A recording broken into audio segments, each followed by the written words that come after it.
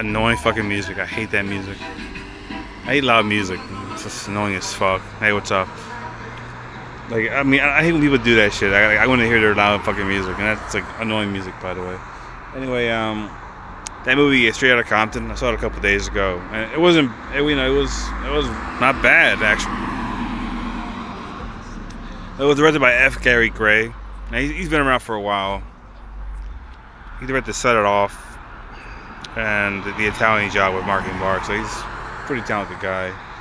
This movie, Straight Outta Compton, centers around mainly four characters. Three of the characters are from the group are Ice Cube, Easy, Dr. Dre, and their manager Jerry Heller, who is played by Paul Giamatti. And so this movie starts off with these guys. They're young. They're very young. They're like 19, 20, or 21. They're like just these guys from the hood. These guys have probably and these guys they never traveled outside of their neighborhood. They were just neighborhood guys. If they didn't have talent, they would have just ended up in jail or working at McDonald's. But these guys are talented, and they like in the movie Eazy-E, he's a drug dealer, and Dre is a producer, and Ice Cube is a lyricist and rapper. And so I think Dr. Dre tells Eazy, this lifestyle of selling drugs is gonna last for long, and he told him, well, maybe you should invest in the music industry. So that's what Eazy did. He started investing in Dr. Dre. They bought equipment. They set up a record label, and they released a single, and then this guy Jerry Heller noticed that the single was pretty good, and then Jerry Heller he becomes their manager, and then we meet this other guy who runs Priority Records, and so both of them help NWA become famous. But the typical thing about the music industry is that it's that the managers and record companies, they always rip off their artists. I mean, it's been going on forever, and in the old days it was more of a problem actually, but it still goes on, but it was more prevalent in the old days. Like I remember I was watching something on a documentary on that movie Fame, and like Irene Cara, she had like 2 hits in the 80s. Like the record company never paid her for those 2 hits. I mean, and she still seemed bitter like 30 years after the fact that they didn't pay her for her 2 hit songs. I mean, it's hard to get 1 hit song. She had 2 of them, and that was years ago. Anyway, so that's what happened in this movie is that the manager Heller and the guy who ran Priority Records, I can't remember his name. He was a young guy. I can't recall his name, but I think it was Brian Turner. That might have been his name, and they were ripping him off. I mean, these guys, they were young. And they weren't, I guess they were not knowledgeable about the music industry. They were just young guys that didn't know shit, and they were just kind of learning. They were learning the ropes as they could, the best they could. But like Ice Cube was the only one that didn't sign the contract.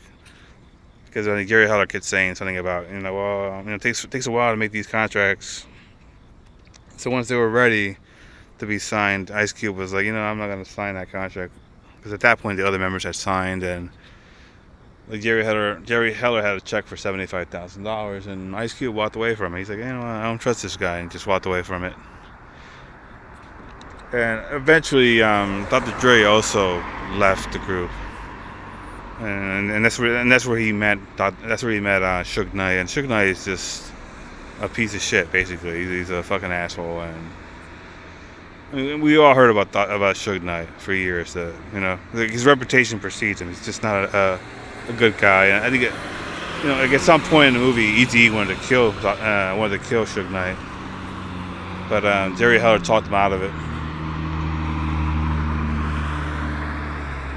I mean, that was the mindset of Eazy.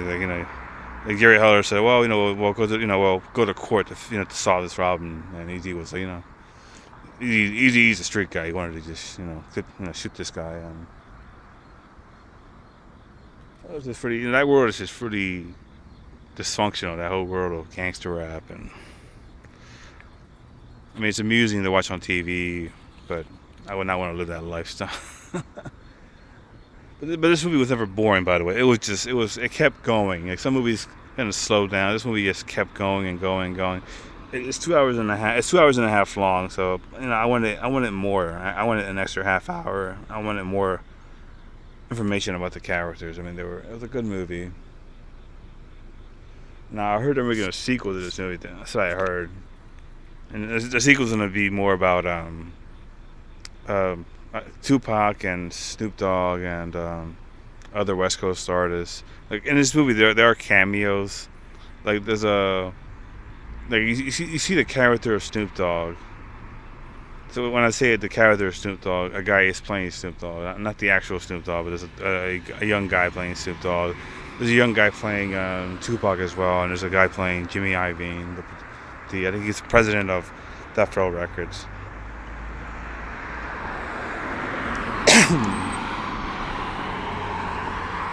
So these guys, since they're rappers and they're famous, they're like fucking chicks and living that lifestyle.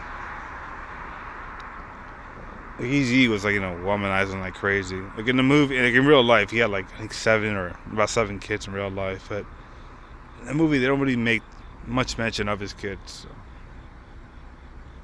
And anyway, he ends up getting HIV. This is a scene where he faints, and they rush him to the hospital, and so the doctor tells him he has 6 months to live. And like near the end of the movie, he dies. And then near the end of the movie, and actually right before the movie ends, you see Dr. Dre and Suge Knight, and then Dr. Dre's like, I'm just tired of this, dysfunctional, company. And he was just tired of Suge Knight's bullshit, because Suge Knight was just beating up people. I mean, there's this thing where Suge Knight beats up Eazy, like him and his men beat up Eazy, because I think he wanted Eazy to like release Dr. Dre from his contract with Ruthless Records, from what I remember. Because this movie, it happens real quick. Like they don't really, if you blink, you miss certain things. So, but that's my understanding of it. That he wanted Eazy to release Dre from his contract. So so at the end, Dre walks away. He's like, I'm gonna start my own label called Aftermath, and that's pretty much it. So I did like this movie. I'm gonna give this movie. I hope you can see that. I'm gonna give it 3 stars. All right, 3 stars for Straight Outta Compton. So, hope you like it.